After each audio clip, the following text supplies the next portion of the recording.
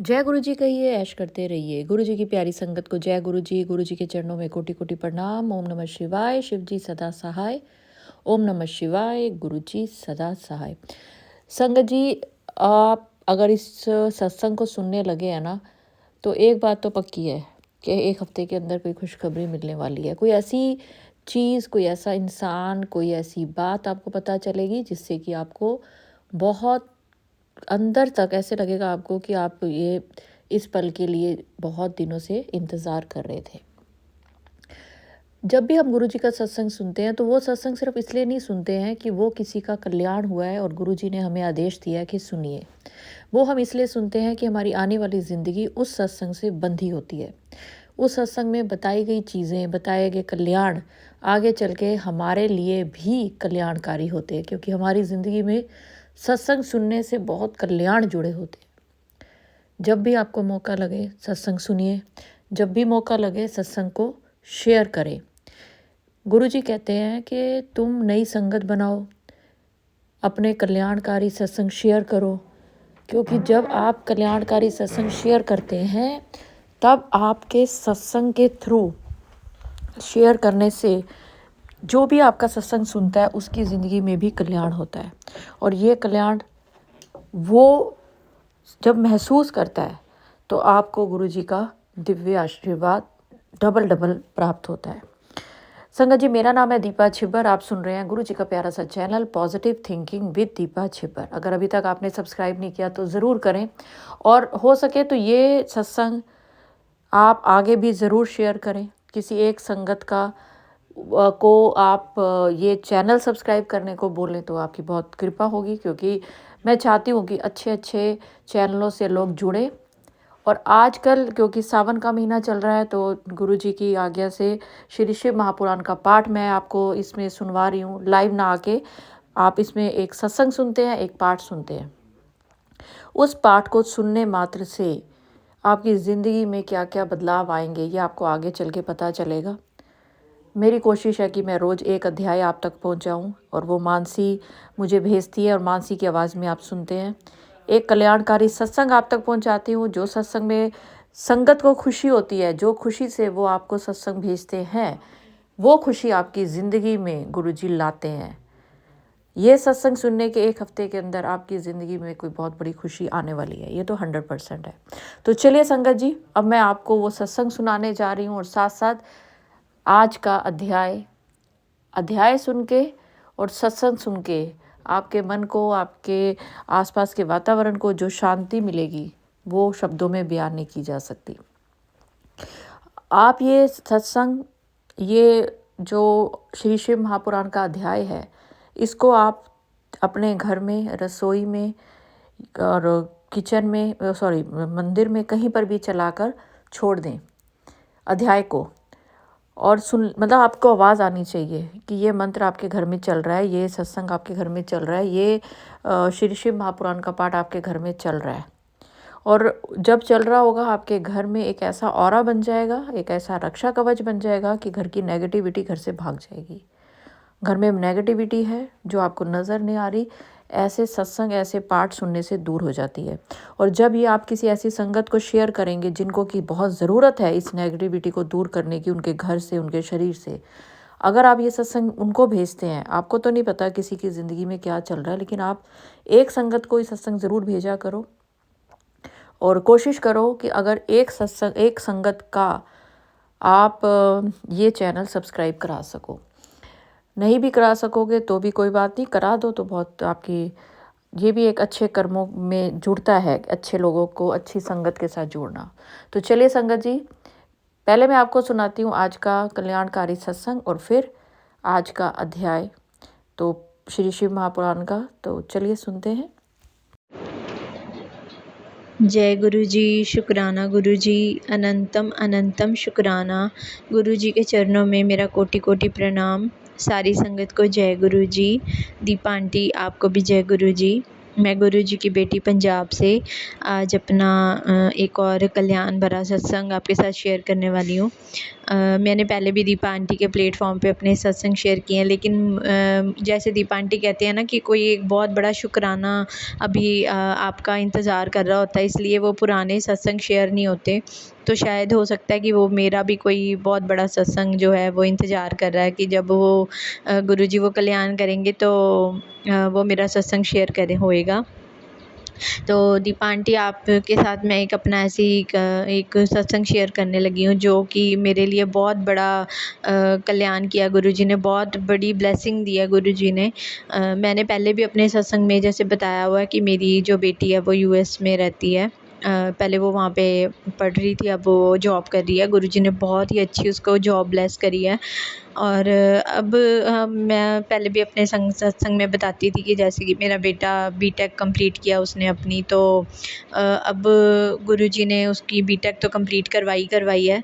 तो अब हम लोग ना प्लान कर रहे थे कि हम उसको भी अपनी बेटी के पास भेजें मास्टर्स करने के लिए, वो जाना चाहता था। लेकिन ना हमें बहुत डाउट था, क्योंकि वो उसके इतने मार्क्स उसके अप्रोप्रिएट नहीं थे कि जितना कि हमें था कि उसको ईज़िली वहाँ पे मिल जाएगा एडमिशन। लेकिन जब मुझे ना बहुत दिन से मैसेजेस आ रहे थे गुरुजी के कि तेरे बेटे का मैंने कल्याण कर दिया है, तेरे बेटे को एक बहुत बड़ी ब्लेसिंग दी है। तो मुझे भी ये ना मन में कहीं न कहीं फ़ील आ रहा था बहुत कि ना इस सावन के महीने में कुछ ना कुछ ज़रूर अच्छा मतलब होने वाला है। जैसे मुझे विश्वास हो रहा था बहुत कि ना कि गुरुजी वो ब्लेसिंग देंगे, मेरे बेटे की एडमिशन ज़रूर होगी वहाँ पे, क्योंकि हमने 5-6 कॉलेजेस में उसके लिए अप्लाई किया हुआ था। तो वो जब सेकंड वो था सेकंड सोमवार था, तो मेरे को गुरुजी का मैसेज आ रहा था कि कल तेरे को एक खुशखबरी दूँगा। और दीपा आंटी के सत्संग भी सुना था, तो उसमें भी था कि उन्होंने बोला था कि मतलब दूसरे सोमवार है आज, तो आपको कोई खुशखबरी मिलेगी। तो आप मानोगे नहीं संगत जी, मतलब हमारी अर्ली मॉर्निंग थी ट्यूसडे की। और मतलब हमें मतलब सुबह 4:30 बजे मेरे हस्बैंड ने मेरे को उठाया, सुबह 4:30 बजे, कि उन्होंने मुझे बोला कि उसकी एडमिशन हो गई है। क्योंकि वहाँ पे ना सोमवार मतलब मंडे का चल रहा था, क्योंकि हम लोग उनसे आगे हैं, तो उनकी मतलब मंडे थी और हमारी ट्यूसडे थी। तो वहाँ पे मंडे इवनिंग होगी और हमारी ट्यूसडे अर्ली मॉर्निंग थी। तो जैसे ही वहाँ पे उन्होंने रिज़ल्ट अपडेट किया, तो मेरे हस्बैंड की मतलब जैसे वो नींद खुली, उन्होंने तो अपना फ़ोन चेक किया, तो उसमें उसकी कंफर्मेशन आई हुई थी कि कांग्रेट्स आया हुआ था उनका कि आपका एडमिशन जो है वो वहाँ पे कंफर्म हो गया। तो मेरे हस्बैंड ने मुझे सुबह-सुबह उठाया कि 4:30 बजे कि उठ, वो एक मतलब गुड न्यूज़ है कि उसकी एडमिशन हो गई है। तो मैंने उसी टाइम इतना मतलब नींद से ही जैसे मैं एकदम उठी, मैंने जय गुरुजी करना शुरू कर दिया। तो मैंने अपने हस्बैंड को बोला, मैंने कहा कि आपको कैसे पता? कहते हैं अभी मैसेज मैंने पढ़ा है, जस्ट मैं मतलब देख कर, क्योंकि वो ना क्यूरियोसिटी में देखते रहते थे रोज़ कि कहीं से कोई मैसेज तो नहीं आया। जैसे रात को भी नींद खुलती थी तो वो उठ के देखते रहते थे फ़ोन। तो उस दिन भी एज़ यूजुअल उन्होंने फ़ोन चेक किया, तो उन्होंने मुझे बताया। तो हम ना मैं फटाफट अपने बेटे के रूम में भी गए और मतलब उसको भी उठा के बताया कि तेरी एडमिशन हो गई है सुबह 4:30 बजे। तो मेरी बेटी को यूएस में भी फ़ोन किया सुबह 4:30, वो भी बल्कि डर गई कि इतनी सुबह-सुबह आप फ़ोन क्यों कर रहे हो? तो हमने कहा कि ऐसे उसकी एडमिशन हो गई है बेटे की, तो वो भी इतनी खुश हो गई। तो अभी ये कि उस दिन ना वो सेकंड सोमवार को गुरुजी ने और भी ब्लेसिंग दी थी, मैं वो भी बताना चाहूँगी कि मेरे बेटे की उसका 3-4 बार वो चंडीगढ़ में पढ़ता था, बीटेक उसने चंडीगढ़ से की थी। तो वो ना बल्कि 3-4 बार वहाँ पे अपने डॉक्यूमेंट्स के लिए 3-4 बार गया, तो उसका वो कोई काम नहीं हो पा रहा था। बेचारा पूरा दिन वहाँ पे लगा के आ जाता था और कोई काम नहीं हो पा रहा था। तो जिस दिन वो लास्ट मतलब जिस दिन हमारा सेकंड सोमवार था ये सावन का, तो उस दिन भी वो अपने मतलब कॉलेज गया था लेने अपने डॉक्यूमेंट्स। तो मैंने गुरुजी को प्रे की कि गुरुजी बेचारा पहले भी 3-4 बार जा चुका है, तो आज आप उसका साथ देना, उसको मिल जाए। तो गुरुजी ने इतनी ब्लेसिंग दी उसको, उस दिन सारे डॉक्यूमेंट्स, उसकी डिग्री और सारा कुछ गुरुजी ने उसको दे दिया। और जैसे ही वो लेके आया अपना डॉक्यूमेंट्स लेके आया, तो हमने ना उसी दिन रात को ही 12 बजे ही अपलोड किए थे वो, उसकी डिग्री भी और जो बाकी डॉक्यूमेंट्स थे वो भी हमने उसी दिन अपलोड किया। और मतलब उसके 2-3 घंटे के बाद ही उन्होंने रिज़ल्ट आउट कर दिया और उसके मेरे बेटे की जो एडमिशन है गुरुजी ने कंफर्म करवा दी वहाँ पे। अभी हम लोगों ने वेट कर रहे हैं कि 1-2 की हमें कंफर्मेशन अगर आ जाती है तो, क्योंकि यहाँ पे थोड़ा-सा ये एक्सपेंसिव है हमारे पॉकेट से एक हिसाब से, तो हमें लग रहा था कि मतलब थोड़ा हमें और मतलब कब कोई मिल जाए कि अगर थोड़ा जिसमें पॉकेट हमारी अलाउ करे हम वहाँ पे भेजें उसको। तो वो भी मुझे पूरा भरोसा मैंने गुरुजी पे ही छोड़ा हुआ है। मैंने कहा गुरुजी अब आगे का प्रोसेस भी आपने ही करना है, उसका मतलब जो फंडिंग का भी और जो उसका वीज़ा प्रोसेस है वो सारा ही गुरुजी ने ही करना है। और वो भी मैं आई एम श्योर कि मैं आपके साथ बहुत जल्दी वो शुक्राना सत्संग शेयर करूँगी दीपा आंटी, जब वो सारे काम भी हो जाएंगे। तो ये सच में जो खुशखबरी गुरुजी ने हमें दी है, एक तो उसके सारे डॉक्यूमेंट्स, उसकी डिग्री हमें मिल गई उस दिन, तो और एक जो उसकी मेरे बेटे की जो एडमिशन की बहुत बहुत बड़ी ब्लेसिंग गुरुजी ने हमें ब्लेस की है। दो शुक्राना, अनंतम अनंतम कोटि कोटि शुक्राना गुरुजी। जितना भी मैं शुक्राना करूँ ना उतना ही कम है गुरुजी। मैं सच में हम लोग ना शुक्राना कर ही नहीं सकते, हमारे पास वर्ड्स ही नहीं है गुरुजी को शुक्राना करने के लिए। वो पल पल इतना प्यार देते हैं ना गुरुजी, हमारी सारी बातें सुनते हैं गुरुजी। तो अनंतम शुक्राना। तो मैं अपनी वाणी को बस यहीं विराम दूँगी, अपने गुरुजी के एक भजन के साथ 2 लाइन्स गाऊँगी। जैसे मैं गुरुजी के लिए हमेशा 2 लाइन्स गाती हूँ, तो वो गुरुजी के लिए मैं 2 लाइन्स गाऊँगी। शुक्र दातिया तेरा, शुक्र दातिया, शुक्र दातिया तेरा, शुक्र दातिया। ज़िंदगी रही है, ज़िंदगी रही है, गुज़र दातिया। शुक्र दातिया तेरा, शुक्र दातिया, शुक्र दातिया तेरा, शुक्र दातिया। शुक्राना शुक्राना, अनंतम अनंतम कोटि कोटि शुक्राना गुरुजी। सारी संगत को ब्लेस करना, सारी संगत के कार्य पूरे करना, जो भी उनकी मनोकामनाएं सारी पूरी करना गुरुजी। सबके बच्चे खुश रहें, हंसते रहें, बसते रहें गुरुजी, सदा खुश रहें, स्वस्थ रहें, उन्नतियाँ तरक्कियाँ करें, सफल करना सबके बच्चों की मेहनत को गुरुजी। बस मैं अपनी वाणी को यहीं विराम दूँगी। और दीपा आंटी को भी बहुत बहुत ब्लेस करना, वो बहुत प्यारी हैं और उनके जो फैमिली है वो भी बहुत प्यारी है। उनके साथ मैंने लाइव में भी 1-2 बार मैंने बात की है, तो वो मुझे बहुत अच्छा लगता है उनसे बात करके। तो गुरुजी उनको भी बहुत बहुत ब्लेस करे, कुणाल और लियाना को भी, और वो बहुत हैप्पी मैरिड लाइफ अपनी बिताएँ। और दीपा आंटी, आप और अंकल भी बहुत खुश रहें, हेल्दी रहें हमेशा। बस मैं अपनी वाणी को यहीं विराम दूँगी गुरुजी के मंत्र जाप के साथ। ओम नमः शिवाय, शिवजी सदा सहाय। ओम नमः शिवाय, गुरुजी सदा सहाय। जय गुरुजी, शुक्राना गुरुजी। जय गुरुजी दीपा आंटी। अध्याय शुरू करने से पहले मैं आपको एक बात बोल दूं कि जो स्क्रीन पर आप नंबर देख रहे हैं, आप अपने सत्संग मुझे इसी नंबर पर भेजिए, क्योंकि अभी दूसरा नंबर जो है मेरा वो बंद है। उसमें अगर आप सत्संग भेजेंगे तो वो मेरे तक नहीं मिल पाएंगे। तो जो नंबर स्क्रीन पर चल रहा है 9910983879, आप सिर्फ इस पर ही मुझे शुक्राना सत्संग भेजिए। तो चलिए संगत जी, अब मैं आपको सुनाती हूँ आज का पाठ। 18वां अध्याय, दक्ष के शिव से द्वेष का कारण। ऋषि बोले, पूर्व काल में दक्ष की पुत्री सती देवी दक्ष से उत्पन्न हुए अपने शरीर का त्याग कर किस तरह हिमालय पत्नी मैना में जन्म लेकर हिमालय की पुत्री हुई। महात्मा दक्ष ने रुद्र की निंदा क्यों की और उसमें क्या कारण था जिससे रुद्रदेव को निंदित होना पड़ा। शिवजी के शाप के कारण चाक्षुष मनवंतर में दक्ष की पुनः उत्पत्ति कैसे हुई। हे वायुदेव, यह सब बताइए। वायुदेव बोले, सुनिए, अत्यंत तुच्छ स्वभाव वाले दक्ष पाप एवं प्रमाद के कारण जिस तरह जगत के देवताओं को निंदित कर कलंक के भागी बने, उन सभी कथाओं को मैं आप लोगों से कह रहा हूँ। पूर्व समय में कभी शिवजी के दर्शन के लिए देवता, असुर, सिद्ध एवं महर्षिगण हिमालय के शिखर पर गए। हे द्विज श्रेष्ठो, वहां दिव्य आसन पर विराजमान शंकर एवं देवी ने उन देवता आदि को दर्शन दिया। उस समय देवताओं के साथ दक्ष भी अपनी पुत्री सती तथा जामाता शंकर को देखने के लिए गए हुए थे।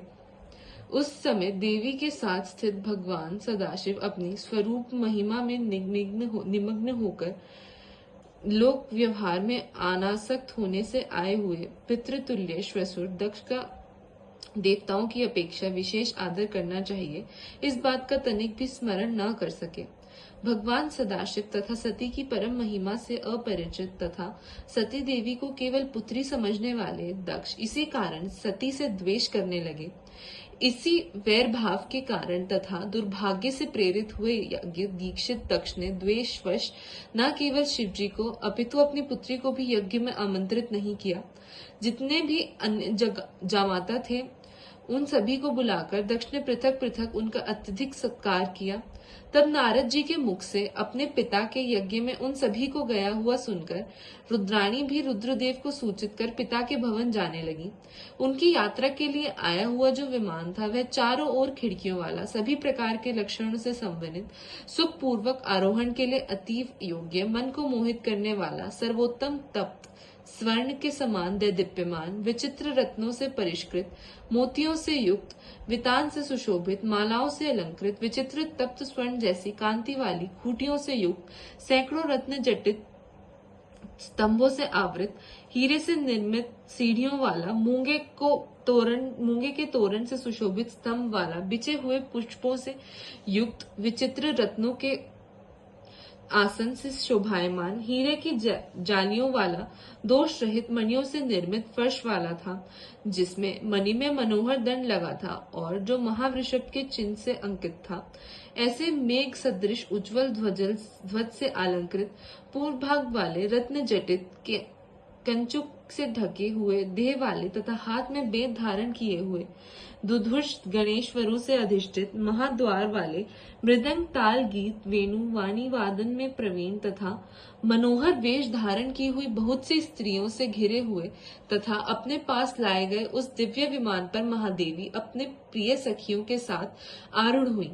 उस समय दो सुंदरी रुद्र कन्याएं हीरे से जटित दंड वाले दो मनोहर चामर हाथों में लेकर उनके दोनों ओर से डुला रही थीं। उस समय दोनों चामरों के मध्य देवी का मुखमंडल इस प्रकार शोभायमान होने लगा जैसे परस्पर लड़ते हुए दो हंसों के मध्य कमल सुशोभित हो रहा हो। सुमालिनी ने प्रेम से परिपूर्ण होकर भगवती सती के शिरोभाग में चंद्र के समान मन को मुक्त करने वाले छत्र को लगाया। वह मोती की झालर से सुसज्जित था। देवी के मुखमंडल पर वह समुज्वल मनोहर छत्र इस तरह शोभायमान हो रहा था मानो अमृत कलश के ऊपर चंद्रमा सुशोभित हो रहा हो।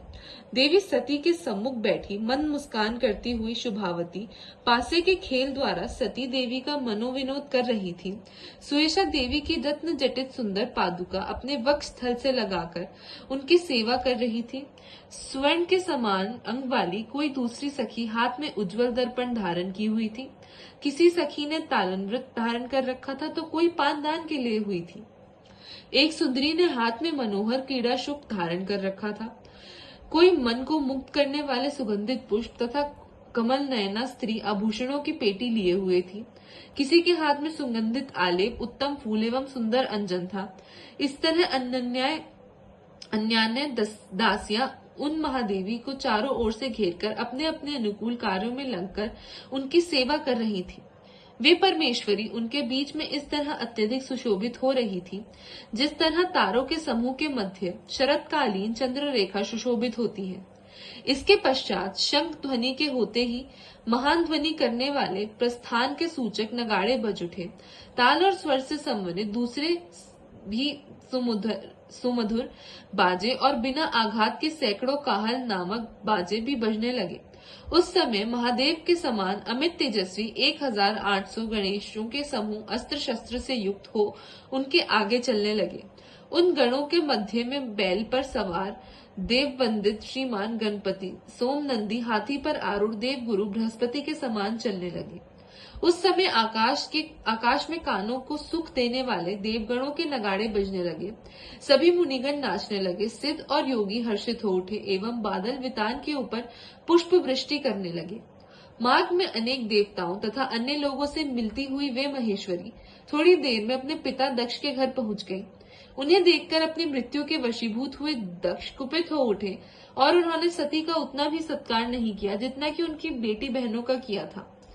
इसके बाद उन चंद्रमुखी सती देवी ने सभा में विराजमान अपने पिता दक्ष से युक्ति युक्त उदार तथा धैर्य युक्त वाणी में कहा।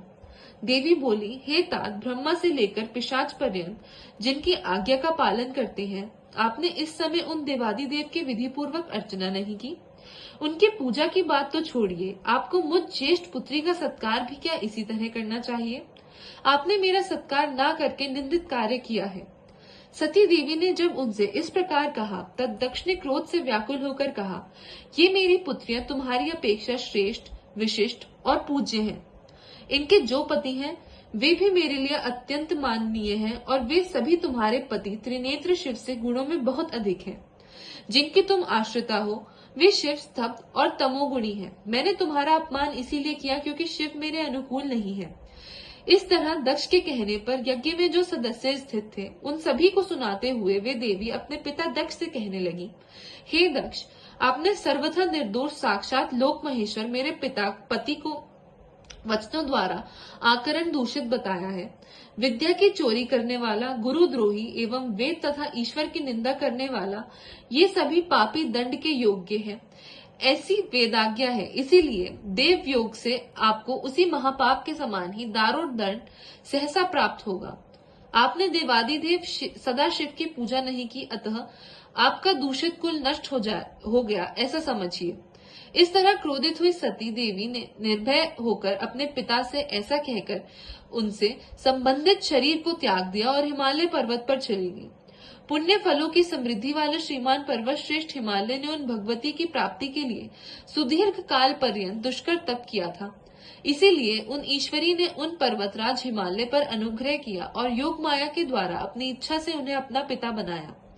जिस समय सती भय से व्याकुल दक्ष की निंदा करके गई, उसी समय मंत्र तिरोहित हो गए और वह यज्ञ विनष्ट हो गया। शिवजी ने देवी के गमन का समाचार सुनकर दक्ष तथा ऋषियों पर अत्यधिक क्रोध किया और उन्हें शाप दे दिया। हे दक्ष, आपने मेरे कारण दोष रहित सती का अपमान किया और पतियों सहित अपने अन्य सभी पुत्रियों का सत्कार किया। अतः आपके ये सभी अयोनिज जामाता वैवस्वत मनवंतर में ब्रह्मा जी के द्वारा प्रवर्तित यज्ञों में उत्पन्न होंगे और आप चाक्षुष मनवंतर में प्राचीन बहिर के पौत्र तथा प्रचेताओं के पुत्र होकर मनुष्य के राजा बनेंगे। हे दुर्मते, मैं उस समय आपके धर्म, अर्थ, काम से युक्त कार्यों में बारंबार विघ्न डालूंगा। जिस समय अमित तेजस्वी रुद्र ने दक्ष के प्रति ऐसा कहा, उसी समय दुखी दक्ष ब्रह्मदेव से उत्पन्न अपने देह का त्याग कर पृथ्वी पर गिर पड़े। इसके पश्चात वही प्राचेतस दक्ष चाक्षुष मनवंतर में प्राचेतस नाम से प्रचेताओं के पुत्र और प्राचीन बहिर के पौत्र के रूप में पृथ्वी पर उत्पन्न हुए। वे भृगु आदि महर्षि भी वैवस्वत मनवंतर के ब्रह्मा जी के यज्ञ में वरुण के पुत्र के रूप में उत्पन्न हुए। तब वैवस्वत मनवंतर में उन दुरात्मा दक्ष के धर्मार्थ प्रवृत्त होने पर महादेव ने विघ्न किया। इस प्रकार से शिव महापुराण के अंतर्गत 7वीं वायव्य संहिता के पूर्व खंड में सती देह त्याग नामक 18वां अध्याय पूर्ण हुआ। जय गुरु जी, शुक्राना गुरु जी। अनंतम अनंतम शुक्राना आंटी, आप के ऊपर, आपके परिवार पे और जो भी संगत ये सत्संग सुन रही है, सबके परिवार पे गुरुजी अपनी मेहर बनाए रखे। और सारी संगत, जब आप ये सत्संग सुनेंगे, एक हफ्ते के अंदर आपकी ज़िंदगी में जो भी खुशखबरी आती है, जो भी अच्छी खबर आपको सुनने को मिलती है, आप मुझे स्क्रीन पर चल रहे नंबर पर शुक्राना सत्संग भेजें। मैं वो बाकी संगत के साथ ज़रूर शेयर करूँगी जैसे गुरुजी की आज्ञा होगी। तो चलिए संगत जी, अगर सत्संग अपलोड करने में मुझसे कुछ भी गलती हो गई हो, गुरुजी मुझे माफ़ करें। और मंत्र जाप के साथ मैं अगले सत्संग की ओर बढ़ूंगी और चाहूँगी आप सब मेरे साथ ज़रूर बोलें, ओम नमः शिवाय, शिवजी सदा सहाय। ओम नमः शिवाय, गुरुजी सदा सहाय। जय गुरुजी, शुक्राना गुरुजी, अनंतम अनंतम शुक्राना। जय गुरुजी।